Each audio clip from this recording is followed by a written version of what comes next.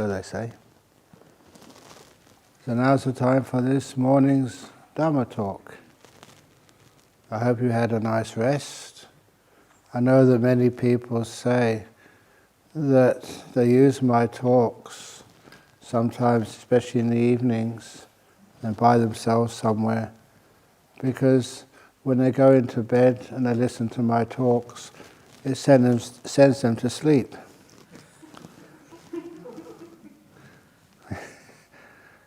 How many of you do that?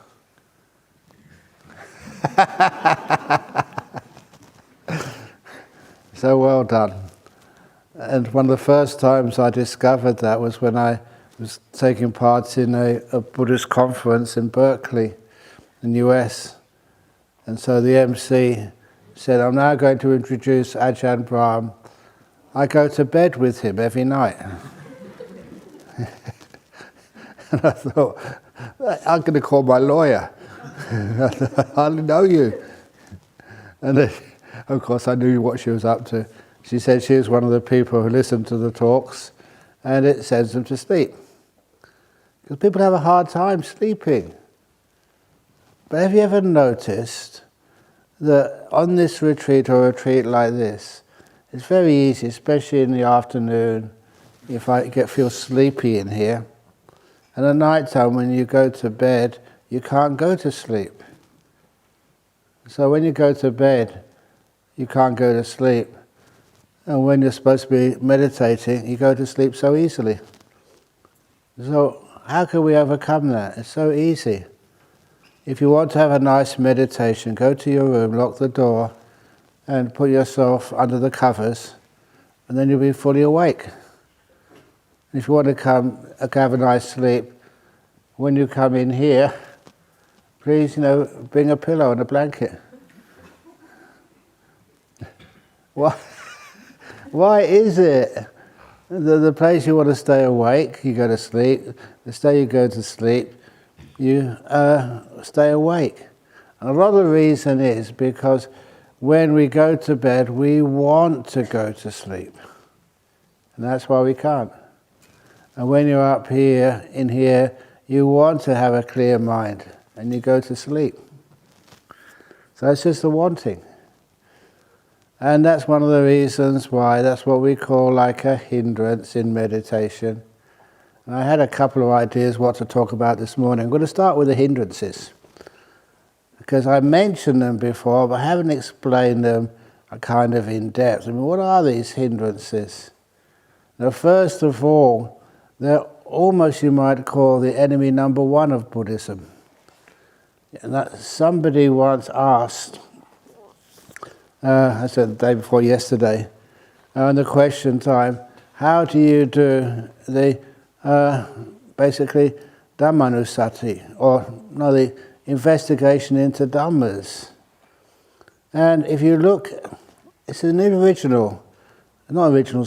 is an interesting statement about what is really core Buddhism, the four Satipatthanas. How many of you have actually heard? There's a great work by people like Ajahn Brahm and Ajahn Sujata, and there's really convincing evidence that in the first versions of the four Satipatthanas, what you see as investigating or getting to know the bodies and the Vedanas, I call that experience, and the Chitta, that's pretty accurate, the same all over. When it gets to the fourth of the Satipatthanas, the original part of the Satipatthanas, the earliest part, the one which was there before other things were added, was just contemplating two Dhammas, and that was the 5 hindrances and the 7 enlightenment factors. And there's really quite convincing evidence that that was the case. The other things which were added afterwards are not wrong, adding things like the Four Noble Truths and stuff, but the main purpose of that fourth Satipatthana was actually to be able to understand the obstacles to deep meditation and enlightenment, and the antidotes. And the antidotes were the 7 enlightenment factors. So this was actually core, very basic Buddhism. Your job as a meditator is to somehow understand these 5 hindrances and to actually know how to overcome them.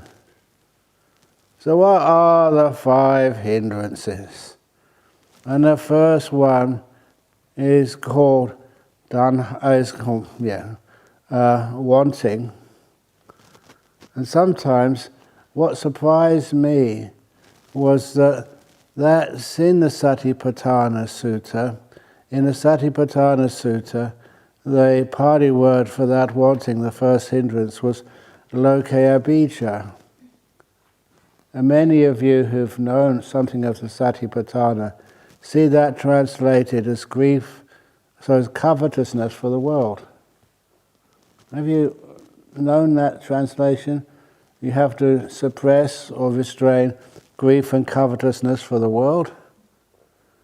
And when I first read that Satipatthana Sutta, and I thought, what the heck does that mean? Grief for the world? Covetousness for the world? That was not something which I really got my head around. And it took a long time later on when I became a monk and started learning Pali and seeing that that was what we call a synonym. In other words, a different word for the same meaning of the first of the 5 hindrances. And sometimes, especially in the Anguttara Nikaya set of suttas, when you read it in the Pali, so often, instead of the usual Pali word for wanting, they use the word lokayabija. And for the second hindrance, they use domanassa instead of vyapada. But it all meant the same. Different words for the same thing. And that's exactly confirmed by the commentaries to the 2 Satipatthana Suttas. That's what was understood in those days. And so what that really means is that these 2 hindrances are something which have to be restrained, lessened, diminished, even before you start doing Satipatthana practice. It's so obvious. How can you really be mindful when you've still got your cravings going on? And it's just one of the reasons why. I tell people, okay, I don't know too much about marriage, although I am marrying a woman this afternoon. And her husband, doing a blessing over Banyana Monastery for them. I've married many people. And so you get to understand a lot about what happens, in these things called marriages. But sometimes it's weird. When a person gets married and you look at them and they're just devoted to each other. They think that their partner is the best thing which ever happened to them. In about 2 or 3 years' time, why are you laughing? You think, why did I marry him? Oh, why couldn't I see that? Which was right, which was wrong? It depends on just your state of mind. And sometimes we see what we want to see. And a lot of times we just deny what we don't want to see. And this is an important part, not just of meditation, but of life. And I will never forget the case of this lady over in the Armadale meditation group many years ago. Her friends, alerted me to the fact that she's having a really lot of suffering.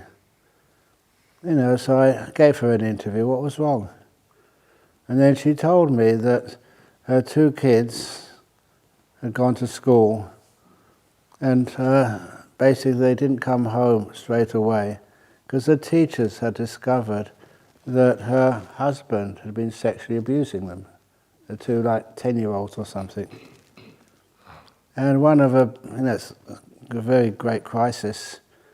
But then one of the things which really confused her, this was a person she loved until that point. And the fact that he was doing such things to the 2 kids was basically so challenging for her, especially how come she hadn't noticed that. The teachers at school had noticed it, but she was blind to it. And why? It's because anything which, you obviously love your kids to the max, you want to protect them, but anything which is that challenging, you kind of deny. You block out all that information. You block it out so much that it continues and somebody else sees the problem. And you think, why on earth did I never see that? She had a lot of guilt because of that. One of the nice things was that because she went to our Armadale group, you got free counselling. It's amazing what you get when you come on these retreats and when you actually join our Buddhist society. You get really high quality, but very cheap, counselling and advice. It's just like this. She was a Polish lady. I know there's a couple of Polish people here. It's nothing to do with Polish characters. But she actually gave me a call one evening and said, are you teaching the meditation group I'm teaching meditation in Nolamara this weekend? I said, yes. And then she said, how much do you charge? And I said, nothing. No, you don't understand me. How many dollars do I have to pay to get in? I said, no, you don't have to pay anything. Listen, how many dollars and cents do I have to pay to learn meditation from you? And I said, nothing, totally for free. We're not going to take your name. We're not going to make it free entry, but you have to pay to get out. And I explained it, there's no money involved. And then she paused, and this is the point I remember when I'm saying this story. She said, well, what do you guys get out of it then? And that was a really nice question. Now what do we get? From sitting up here, giving talks, helping out the nuns, what do they get out of just sitting here and later on inspiring you, answering questions? What do we get out of this? We never really feel that that's a valid question. It's not what we get out of this, it's what can we give? That's a much more beautiful way of looking at life. When you say, what can I get out of this meditation, you're missing its point. When you start thinking, what can I give, what can I let go of on this meditation, you're getting much closer to the purpose of meditation. What can we give? And have you ever noticed, I hope you have by now, when you actually just even go to work in the office of the BSWA, and you don't go in there, what can I get out of this? What can I give today? You get so much more happiness. Basically, that becomes the main purpose, your job description. I know I said the other day that the Buddhist Society of Western Australia, because we're having an AGM soon, someone asked for all the workers and people at BSWA to do a new job description. That's what happens in offices. You do job descriptions, what's your purpose? You're a retreat manager, Robin, what's your purpose? Bring a retreat. Now don't say, you get in trouble. Your purpose, my purpose, is what can I give? Have you heard when I talk to you, and even in the interviews, how do I open the conversation? It's become a habit now, but I don't want to change it. It's how can I serve you today? That's how I usually open when you come for the interviews. What can I do to be of service? It's not what I can get out of this. What can I give? And I much more prefer that, because that stops these hindrances, especially the first one. And a lot of times, one of my meditation methods, I hardly ever talk about it, is that when I sit down and cross my legs, and I say, I'm dedicating the next hour to the Lord Buddha. It's my gift. I don't want to get anything out of this. I'm just giving it to this being who inspired me so much. And also to someone like an Ajahn Chah, who put those inspirations into something I could much more easily understand. So I'm not doing it for myself. What can I receive out of this? When I even talk, I never ever prepare my talks, honestly. So I don't know what I'm going to talk about today. I know I asked Ajahn Buddha, so what can I talk about today? And he said, oh, you said something last night about, it's a big subject, so you'll talk about it later. I've forgotten what that was. That was a long time ago. And don't blame me for forgetting what I said I was going to do a previous day. Monks are supposed to live in the present moment. That's what we say you should do. So how do you expect me to remember what I said yesterday? You know, I once went to this conference over in Singapore in one of the Buddhist hospitals there. And know what the conference was on? The subject was on dementia. And they told me the definition of dementia. This was one of the Buddhist psychiatrists over there. And he said the definition of dementia is you can't remember the past, you don't plan for the future, and you become socially isolated. I said, that's me. And then when I gave my presentation, I said, I apologize, I must be the cause for spreading dementia in the world. But I also mentioned, I'm just going totally off the subject now, I also mentioned that how you engage people who are forgetful. They're forgetful because they're very efficient in the use of their brain. Things which doesn't make any sense, or which is not really important, you let go of. That's why something which really grabs your attention is something which inspires you, something which you have fun, enjoy doing. That's why elderly people who have dementia, they love stuff like music, if it's music of their youth.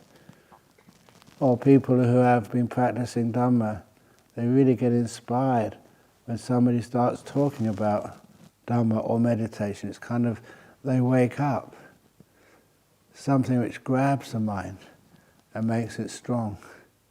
So, but anyway, going back to hindrances, is that's the wanting. What does that actually do? And when you're actually wanting, it's like you're wasting energy. Did I say that? It's on another. I think I did mention about how to pass exams. About the story of when I was doing my final exams. That was here, wasn't it? No. That must have been over in town when I was talking. Because as a monk, even though when you go into town or you go into monastery for lunch, I spend a lot of time talking. That's what I do. And I do that because even though your legs get weak when you get old and your arms get weak and your hearing just misses a few words and also your eyes need glasses, there's one part of your body which gets stronger the older you are. And what part is that? Your mouth, yeah. And I'm proof of that. And that's why, have you ever known that all politicians are elderly? You can't shut them up. So anyway, back to that story of how to pass exams. Final exams, I was told it was important. A lot of your decisions are not made by you. They're made by your parents, your family, your peers, all these people you respect. And they were telling me, if you pass your exams, final exams, especially at a place like Cambridge, you get a degree from a great university, you're set for life. How much... Okay, I'll introduce you to a new word. I think you know which word it is. It's called Gomayang. It's a Pali word. Gomayang. Go means bull. Maya is what comes out of the backside of a bull. What does it mean?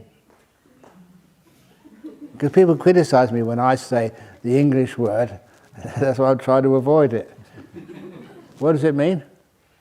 B-U-L-L. Oh. It means bullshit.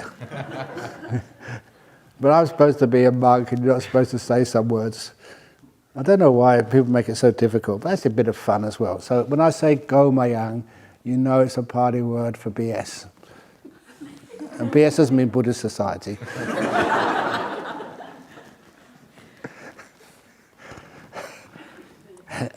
So anyway, well, what's I going with this? Oh yeah, with wanting stuff. Sometimes you ask yourself, why do I want this? Who told me I should want this? Who wants success, in degrees and stuff? All it's actually showing you know how to pass exams, that's all. Doesn't mean you know what the subject really means and deeply understand it.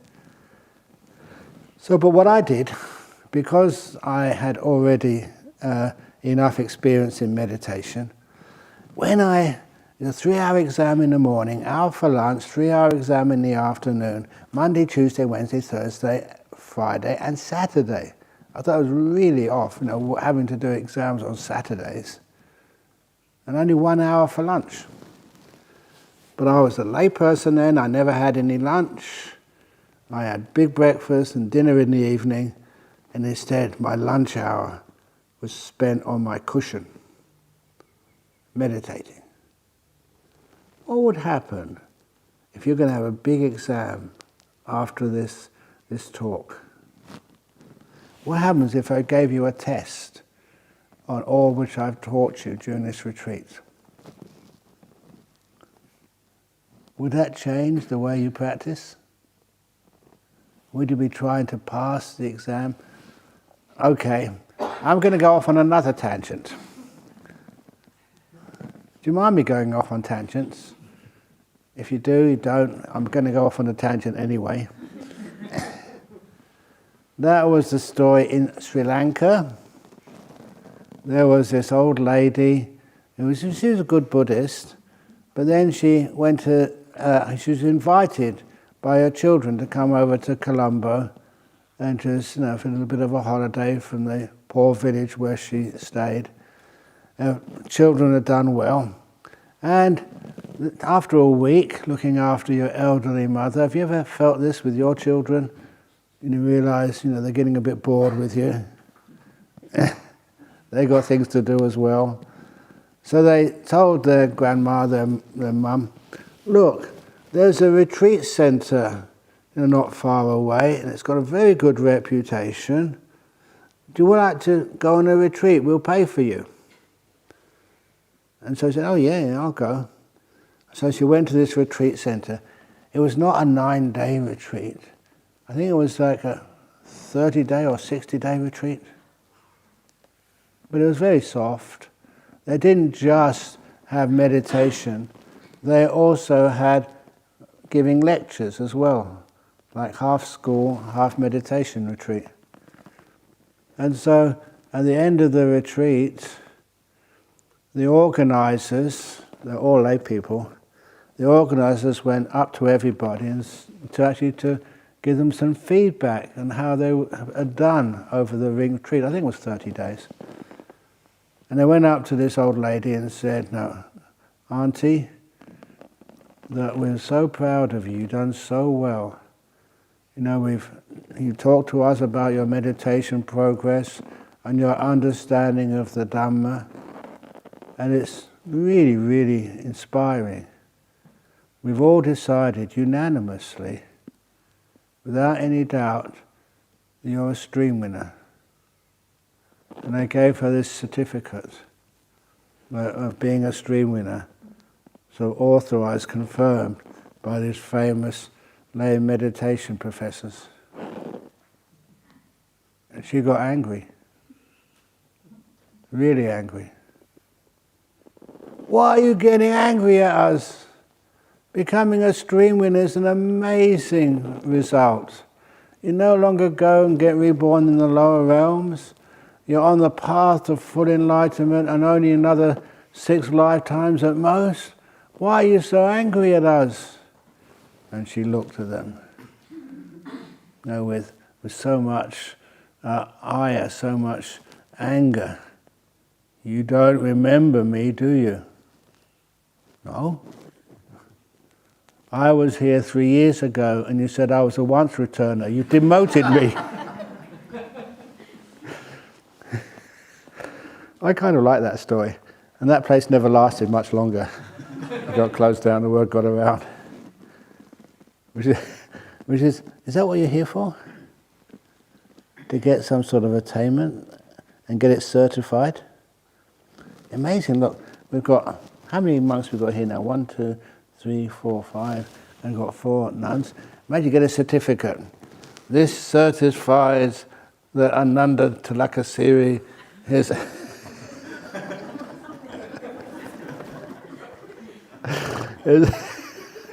Sorry, Ananda.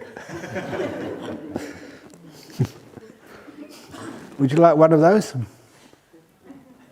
The only certificates I ever give here, and the first recipient of one of those certificates is sitting in the back. You don't have to put your head down, you're famous because of this. Ronnie. She came on one of these retreats such a long time ago. And in her interview, she came and told me, said, look, I'm really sort of fed up. I don't think I could want to stay for the rest of the retreat. Can I go? And I said, what's up? I said, well, look, I feel really depressed. And I look at everybody else, and they all look so happy and smiling, but I'm not. And that makes it worse. So I know myself I'm not doing well. And so I asked you just to wait for a moment. You know where we do those interviews? Right next door is the office. So I went into the office. I don't know actually how I managed to do this so quickly. I just pressed a few buttons, turned on the computer, and I got a nice... Have you still got that certificate? Yeah. I made this nice Gothic script and said something like, this certificate confirms that the holder, which was Ronnie, I won't say the surname, that Ronnie is permitted, is allowed to be grumpy. For any reason or no reason whatsoever, for any time, even to the coming of Maitreya the Buddha or something, I suppose. Let no one impinge this right granted to her by Ajahn Brahm. And I signed it, or something like that. I gave her permission to be grumpy. The first grumpy license ever. And it's really weird, isn't it? Why do you need a license to get married, a license to buy a house, a license to drive a car? You need a license to teach meditation as well. I haven't got one. It's true, if a mindfulness teacher, I will never get a job as a mindfulness teacher. But that's how it works. Still remember also this guy, it was told to me by Sanat. He was the head psychiatrist at Greylands for some time. And this guy was invited by a big college over in Sydney to teach psychiatry. And so it was really a coup to be able to get him from the United States, the top university there, to teach in Sydney for a while. But when he arrived at the airport, immigration, he stamped his visa, but they said, well, you can't work as a psychiatrist in Australia. You need to actually qualify. Every country has its own qualification requirements, and you haven't got them. So the university were told that he has to study 2 books and be examined on them. And if he passes, he can teach. If he fails, then he has to go back to the United States. He was given these 2 books, and he told the university, whose name is on the front of that book? I wrote that! But he still had to pass an exam on his own book, which he wrote. Sometimes the world is really stupid. Actually, not sometimes. quite more often than that. But anyhow, where was I going with all of this? Sometimes I do go off on a tangent, and the tangent goes so far I've got to find out how to get my way back home. Well, I was talking about being something like hindrances. And so the first hindrance is like wanting. Why? What do you want? How many of you want to be enlightened? You put your hand up, be honest. This is not a trick question, honestly. Well, it kind of is. How many of you know what enlightenment is? So you want something, you don't know what it is. How many of you want to be a so one? Sri Lankans love that idea. Why? Do you know what it is? What happens if you get there and say, you never told me what it is, now I'm a so one, I'm in trouble. It's really good idea to know what it is before you actually put so much aspiration for getting to be a stream winner. So I said aspiration, but really aspiration is also another form of wanting. I always say, always be careful of the three spirations. Aspiration. Have you ever noticed when you aspire for something, it usually turns to the next level of spiration, which is desperation. It gets to the last day of the retreat, and how many retreats you've been on, and you're still not a you're still not a so one. And after desperation, the next stage is expiration. Yes, those are called the three spirations. I like messing around with words. That's one of those words which many people misunderstand. They use it like the truth. What is being a stream winner? What is being enlightened? What is nibbana? And some people say it's ineffable. What the heck does that mean? I know that some people of the United States said you can't F it. It's ineffable. But even that doesn't really mean much. So I've changed that word to ineffable. And I love that word, ineffable. How many of you waste your time thinking, if I don't get enlightened, if I miss a flight, if that headache turns out to be a brain cancer, if that tummy ache turns out to be a cancer, if because you're on retreat now, what's your husband up to?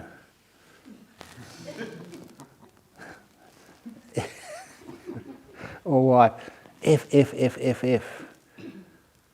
And that's one of the nice things you can actually apply that word to the future. Your future, sir, is ineffable. How old are you now? 71. Are you going to live longer than me? Or shorter than me? It's ineffable. You can't say if. It's much more peaceful when life is ineffable. Anyway, let's go back to other 5 hindrances. So wanting. What would it be like if you imagine you don't want anything in the whole world? If you let go of wanting, what would that be like? I will now tell you. And this is that simile, which, if you've heard it before, it's a wonderful simile, because it's how you understand where you're going in this meditation retreat and why. It was a story about what nibbana is. Would you like to know? You don't? Okay, then I won't say. of course I'm going to say. And it was a brilliant simile for many reasons. And this was like the 5 children playing wishing game. If you've heard it before, and sometimes when I hear these things before, you can always see a deeper part of it. And especially my monks or the monks, can I call them my monks? Not really. I don't control you. If you do something silly, I'm not responsible. You're my monks when you behave well. Like my nuns. If you really inspire other people, then you're my nuns. If you misbehave, then you're... Can I say this? I ask Panya's nuns.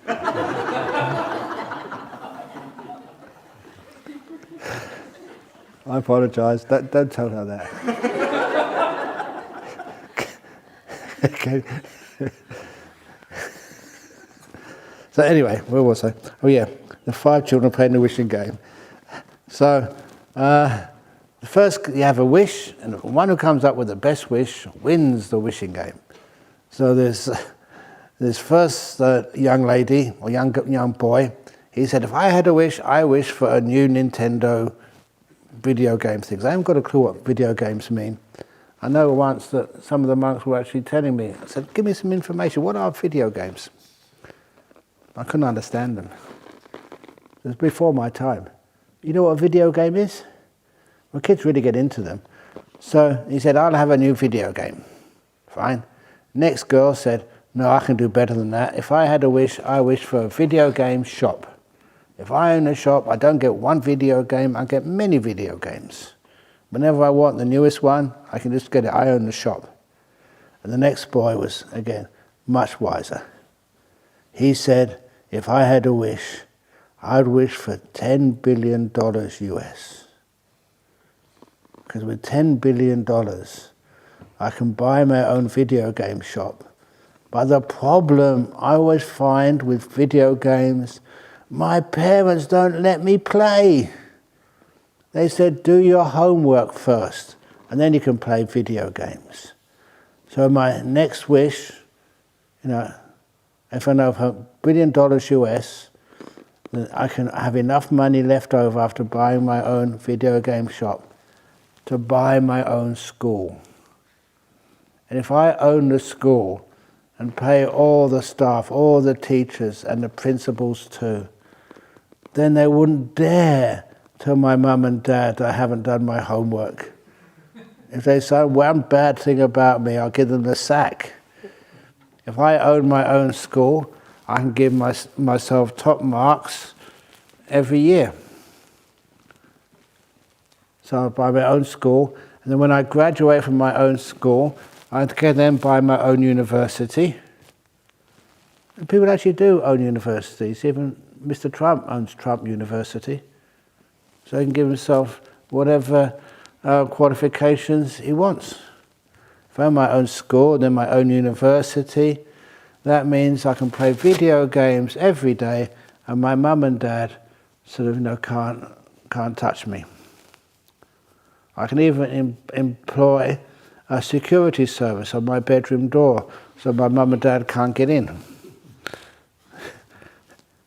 And then with $10 billion US, there's always something else I can buy whenever I need it. You can't exhaust $10 billion. So fine, that was obviously winning. There's 2 kids left. And they had much better wishes than $10 billion. Don't say $20 billion, because that's basically as much money as you ever need, 10 billion. So the next kid said, if I had a wish, I would wish for 3 wishes. That's a wish. First wish would be 10 billion, the first wish would be my own computer game shop. Second wish, $10 billion. And my third wish would be 3 more wishes. That way I can go on forever. The infinity of wishes. And that answered one question which I never could find the answer to before. Why is it that many wealthy people, then go into politics. With wealth you can buy whatever you want. In politics you have the myth you can get whatever you wish. So the politicians, the presidents, dictators, they're the ones who have an infinity of wishes. There's one more kid left who would win the wishing game. And that was the kid who said, if I had a wish, I wish I was so content I never needed a wish ever again. And that's the definition of enlightenment. So content you don't need wishes anymore. And I really like that story. Number one, how accurate it is. And number two, just know how it shows when we look for happiness, power, we're missing out on contentment. So contentment becomes the winner of the wishing game. You wish for nothing. And that's why, as we have even that saying in English, someone who's so wealthy, they want for nothing. So who are the wealthy people in this meditation retreat? Who's the wealthiest? Someone who wants for nothing. It changes just the way you look at what the wanting does. It gives you the illusion that once you get something, then you can be happy ever after. But in reality, it's one you want for nothing. That's where the happiness begins. And if you want for something, the next part of the hindrances of ill will, that's always a reaction to wanting. You're upset because something gets in your way. You think, once I get rid of this, then my wanting becomes very easy to achieve. In this retreat, what is it you really want? Do you want to get still in meditation and peaceful? Would you like to experience these nimittas I was talking about, and the jhanas, these amazing states of mind? If you want it, you never get it. That's why Ananda in that story, not this Ananda over here, but under the... Actually, there's two Anandas here, isn't there? That Ananda, and the lay Ananda, and Ananda, the historical attendant of the Buddha. And the Ananda, who was the attendant of the Buddha, he was trying so hard to become enlightened, and it never worked. Until he gave up. As soon as he gave up and abandoned wanting, he became still and enlightened so quickly. I didn't actually say what happened afterwards. After he was enlightened, you can't do very much that quickly. So he just waited. And when he turned up for the meeting he was supposed to attend, he came late.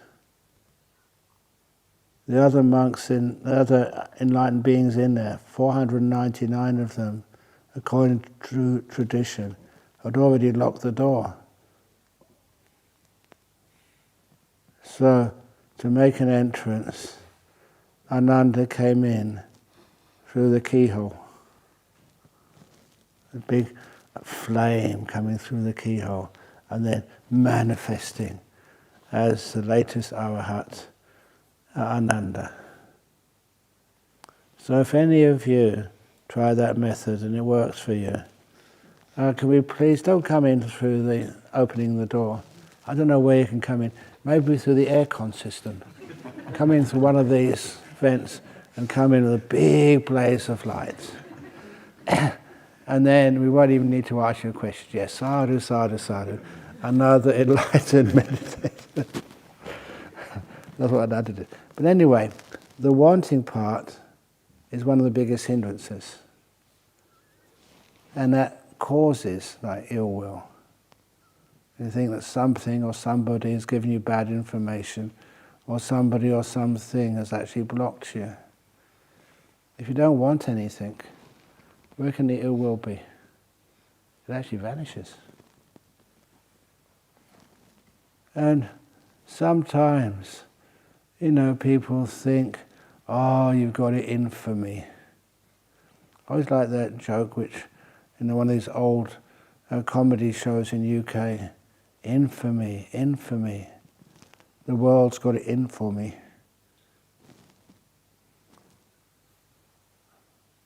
Oh my goodness, that fell flat. No one's got it in for you.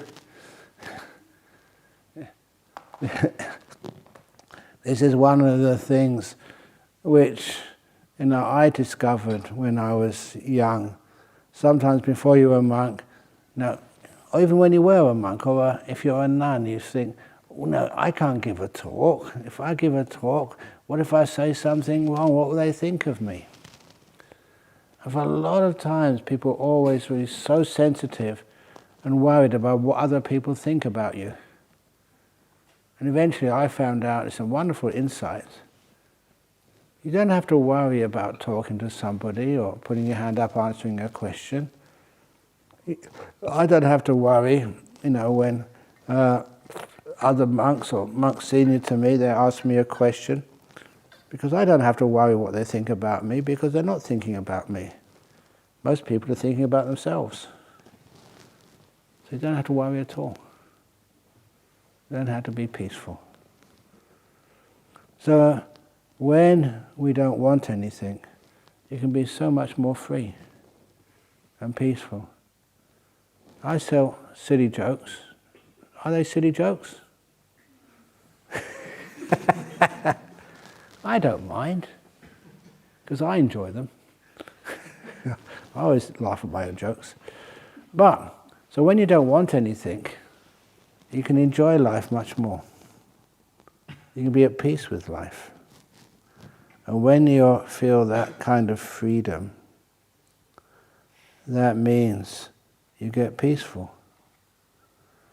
Sometimes people have the idea, if you don't want anything, you never get anything. But it kind of doesn't work that way. Especially in meditation. I usually sit here and I close my eyes and I remind myself I don't want anything in the whole world. When you don't want anything, because you're not wanting, you're still aware, you're still alive. Your mindfulness becomes not distracted. It becomes focused on simple things, just what it's like in this moment. If you don't want anything, then that means the future is not important to you. And if the future vanishes, it's like wanting becomes like a bird which has got nowhere to land. It flies away and disappears. All wanting has to have a conception of the future, some place you need to be, or you want to be, or think you should be. And also, it takes like judgment. When you're judging, you're using the past and the present to create a future. That's when I say, if people, they want to become enlightened, but they don't know what enlightenment is. When you realize it is real contentment, you don't want anything in the whole world. You let go of everything in the past. And that means you can be kind of free. And that means that the next two hindrances of sloth and torpor, like tiredness, exhaustion, and a restless mind, disappear as well. What is sloth and torpor? That hindrance which many people get concerned about. I did mention it in brief before, but I was a great victim of sloth and torpor when I was a young monk. In fact, one of the other monks said he would keep his eyes open when we were doing our meditation early in the morning, and he would actually call out the names when people started nodding. And I was always the number two. There was another monk who had more sloth and torpor than I had.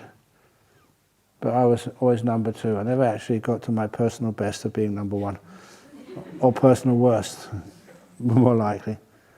And I struggled hard to overcome sloth and torpor. He did all sorts of tricks. One of those tricks, you can try it if you like, but it doesn't really work, that we had matchboxes. So you take off the lid of the matchbox and make sure there's lots of matches inside and put it on the top of your head. So when you're meditating,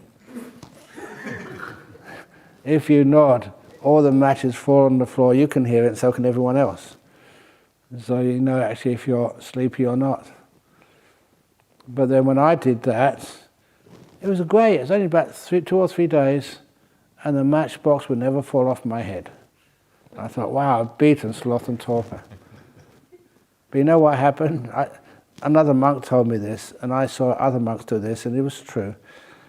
Now, when I got sleepy, my head was going like this.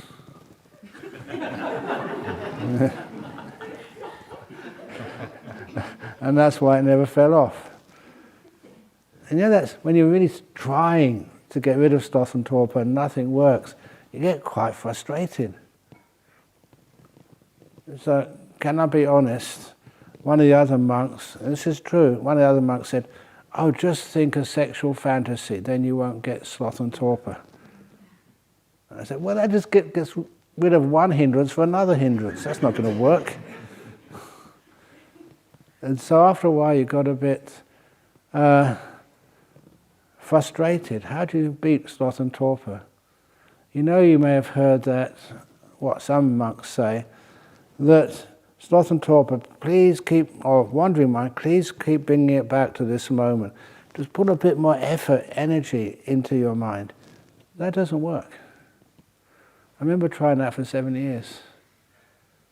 It didn't work, and sometimes you get so frustrated, what can I do? You know, then you realize this sloth and torpor was not something which was caused by you. That's a wonderful insight, you know, the non-self. It has its causes outside of you. And I realized, number one, I was meditating in the jungles of northeast Thailand. They were really hot and humid. I wasn't used to that climate, number one. And I found that out when, to do my visa every year in Bangkok, there was a place where you could stay which was air-conditioned. Of course I turned it on to really cold, and I had no sloth and torpor there. It was kind of weird. You could get there early in the morning, about 3:30, and then sit there, and my mind was just so bright and clear. Also in Bangkok you had much better food than in the northeast.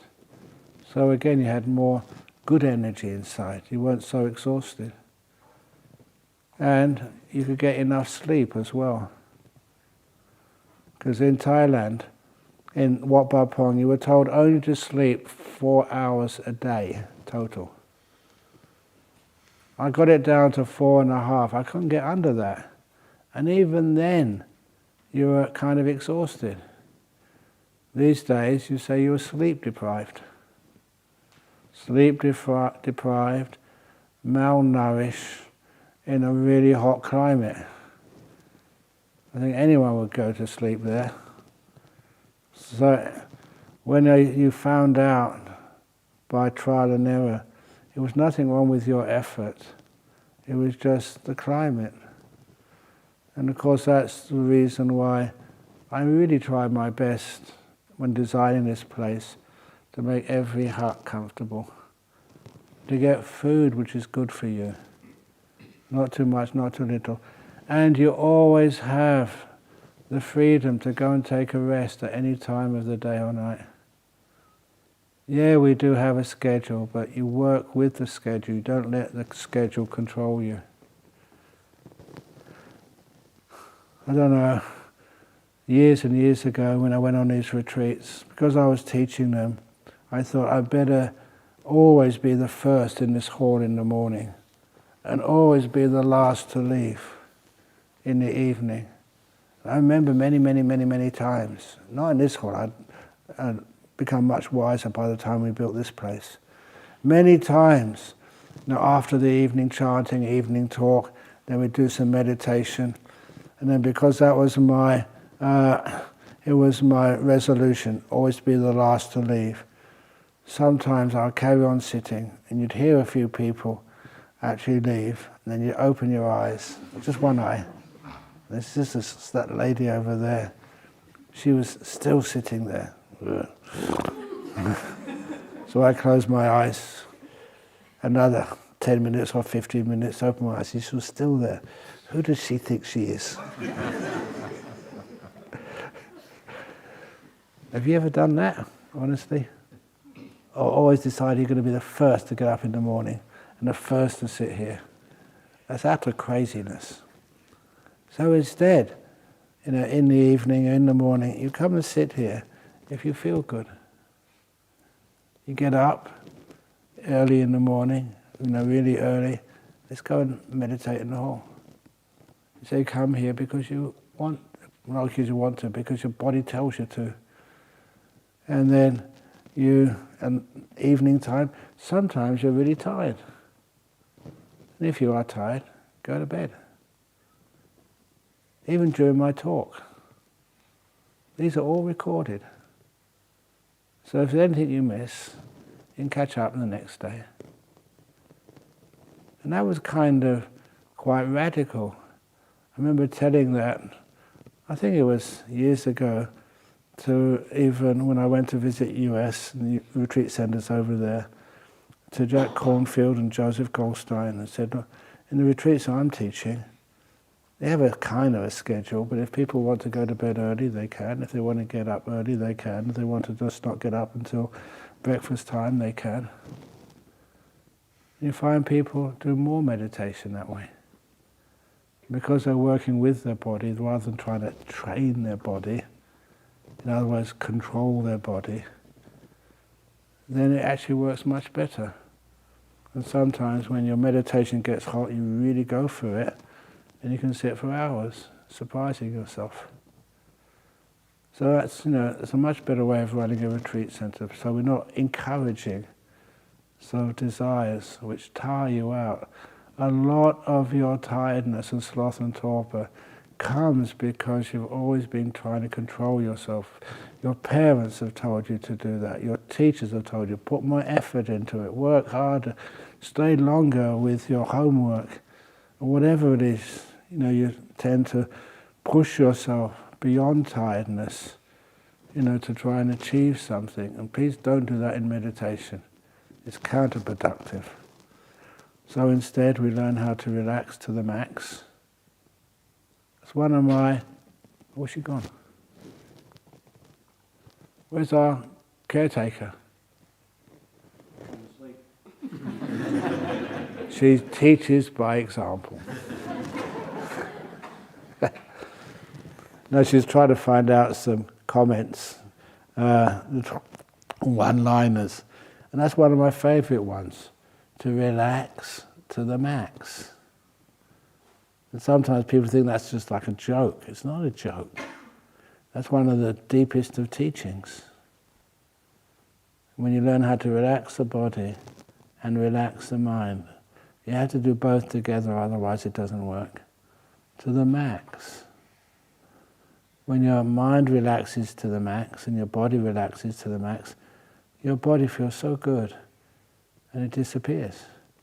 And the mind relaxes to the max, it doesn't become unconscious. That's not to the max. It's much deeper relaxation than becoming unconscious. It becomes still. And that's the beautiful part which I've mentioned. I will mention it so many times. That's where the energy starts to build up in the mind. You're not restless, but you're really fully energized. When you're fully energized in this moment, you're relaxing to the max. Your mind is so peaceful, so bright. It's what we call the powerful mindfulness and the superpower mindfulness. I don't know if anybody else has used that word, like powerful mindfulness. That's why when you go and eat your lunch, it tastes more delicious than you've ever tasted before. Of course, I say this because this was happening this morning, but mostly when I went on a personal retreat for a while. I remember when I went out for the breakfast, at Bodhinyana Monastery. You're so mindful and so relaxed and so powerful awareness. I ate my breakfast slowly, and the first thing which I put on my spoon was one baked bean.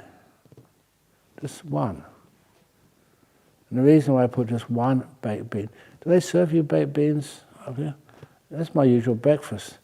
One of the reasons why I have that as my breakfast was because I think early this year, the oldest man in Australia, he's passed away now, but I think early this year, the oldest man in Australia, they asked him, what's the secret of your good health and old age? How old was he, 111 or 12? Something like that. He said, the secret of his old age, he said, he eats baked beans every morning for breakfast. Honestly.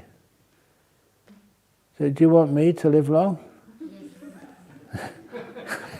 But anyway, so you're usually very caring, so you give me baked beans for breakfast. But I remember the first baked bean after being on retreat, which I put in my mouth. That was incredible. Again, I can't forget that sensation. The mindfulness was really strong, really peaceful. And when you taste the tomato sauce on the outside of that baked bean, it wasn't just ordinary tomato sauce. This was like a taste explosion in your mouth. It was like this was done by some Jamie Oliver. He must have gone and worked for Heinz Baked Beans or something before he became a 5-star chef. That's what it tastes like. And I allowed the taste of the tomato. It's not sweet, it was not sour, it's just beautifully in between. I allowed that to soak into my palate. And when that sort of soaked, it take a while for it to disappear. And then I crushed the bean very softly. And it kind of melted into my mouth. And the texture of a baked bean, its softness, and it had an incredible taste as well. And that just again melted in my mouth. And oh, that was so gorgeous. It took me about 5 minutes before I could put the next baked bean into my mouth. And I don't think I'm exaggerating there. That's what it felt like. When you have some really strong meditation, your awareness is so great. You haven't got no sloth and torpor. You're not restless, but you're clear, and there's nothing you want. The life becomes, this moment becomes so satisfying. Your hindrances are disappearing. And then when you sit down to meditate, of course it's really easy. You're just watching this moment, and it's gorgeous. Having a wonderful time. Sometimes, you think that, the thought came up that if you were, in a jhana you can't do anything, you're really still. But just before jhana, sometimes you think it was possible. You write one of these cards, having a lovely time, wish you were here. A really lovely time. The 5 hindrances that disappeared, they're the obstacles for everything. And that's one of the reasons why I have all these stories. Can I finish off with the growth story? You know what it's going to be, don't you?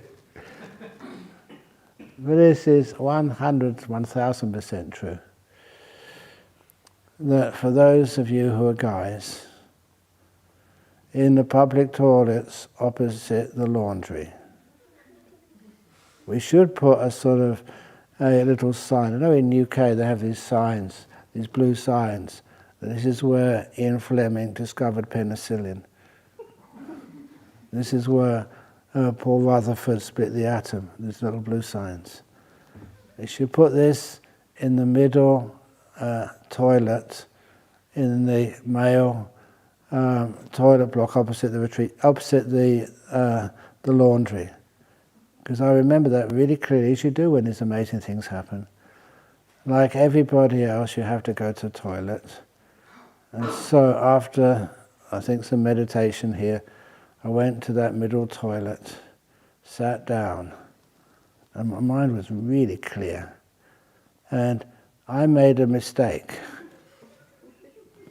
After I finished, before just pressing the flush button, I had a look in the toilet bowl. If you've had a deep meditation, don't do this. And so I looked in that toilet bowl. Wow. That was the most beautiful piece of not Gomayang, that's Brahm Mayang I'd ever laid.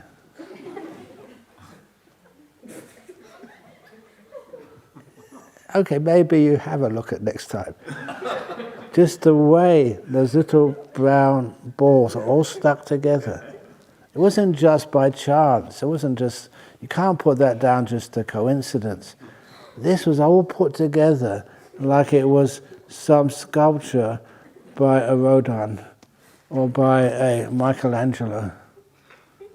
And you could see just the sizes and the way they all interacted together. It was a work of art. And that's just the shapes. Then they had the colors. They weren't all the same colors. They kind of interacted, the dark browns, the lighter browns. And then, I don't know why, but there was always a tiny bit of mucus, which made it shine like a diamond in the sun. And it was really sort of a work of art. And then came the fragrance. Then this was actually real, it was natural. Not like some of the fragrance, you smell from visitors to Bodhinyana monastery wearing scents and perfumes and stuff. This was earthy, real. Not concocted by some lab somewhere. And this, I was really mesmerized. And of course the thought crossed my mind, I should take this and show all the other monks. And you lot as well. And maybe I can actually put it in a little case to preserve. And even better, let's take it to the museum. The Museum of Modern Art. Or meditative art. It's the most beautiful piece of SHIT I've ever seen in my whole life. And I was staying in there for about 5 or 10 minutes. This is why I say, please, you don't do this. Because I've often seen queues, especially on the ladies' toilet. So if there's a big queue there and you go in there and one cubicle is shut for an extraordinarily long time, knock on the door and say, if you hear them saying in there, wow, wow, wow, ask them to come out. Other people want to use the toilet as well. But it's only because I was a meditator, you could see that. Because you're a meditator, for years and years and years, I trained how to let go. If I didn't have that ability to let go of beautiful things, I wouldn't have been able to put my hand on the little button. I don't know, I can't do that.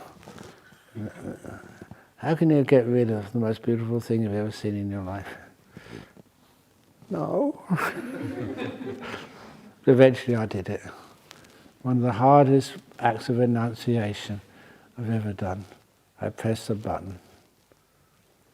And the water came out and it washed away the most beautiful piece of feces I've ever seen in my life.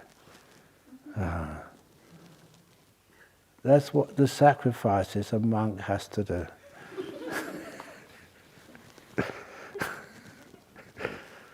That's not just a joke. There's so much truth in that. Why do people always feel that something which you've taught to be gross and dirty and squalid. If you look more carefully, it's amazing what you can see there. So I expect many of you, when you go to the toilet afterwards, to do a number 2. Check it out. Sadhu, sadhu, sadhu. I'm really gross muck.